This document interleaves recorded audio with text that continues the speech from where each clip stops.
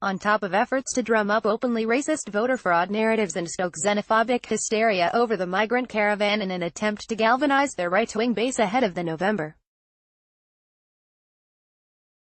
6 midterm elections, President Donald Trump and the GOP are also offering a last-minute promise of a major middle-class tax cut that critics are mocking as an overt admission that the Republican tax law passed nearly a year ago has done virtually nothing to help workers, while sending an enormous windfall to rich donors and big corporations.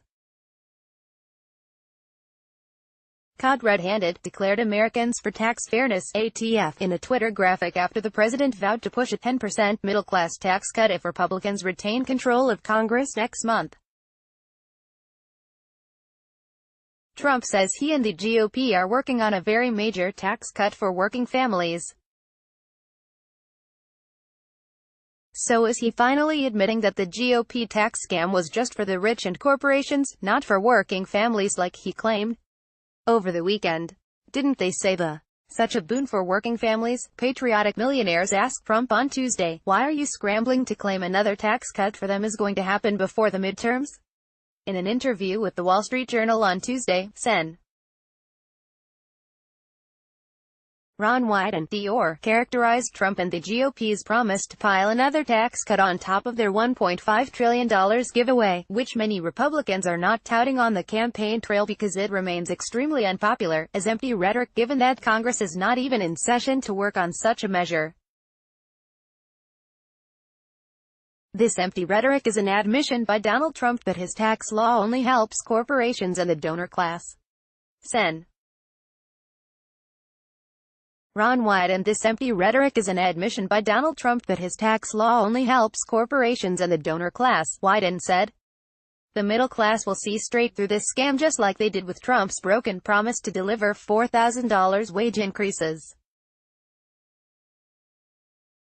When Trump first mentioned what has come to be known as the mystery middle-class tax cut during a rally in Nevada over the weekend, Republicans expressed confusion and said they weren't aware of any new tax cut in the works.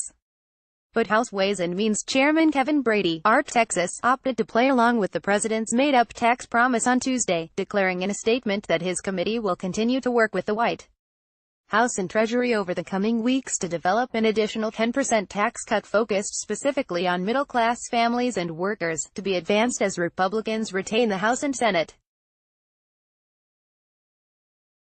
As the Huffington Post's Arthur Delaney and Matt Fuller pointed out, Brady's statement contained at least one confession: Trump's timeline was pure fiction. The president initially suggested Congress would pass this tax cut before the election, Delaney and Fuller continued. But lawmakers have left Washington to campaign in their districts. Congress isn't due back until the second week of November, at which point they'll have to deal with a looming government funding deadline.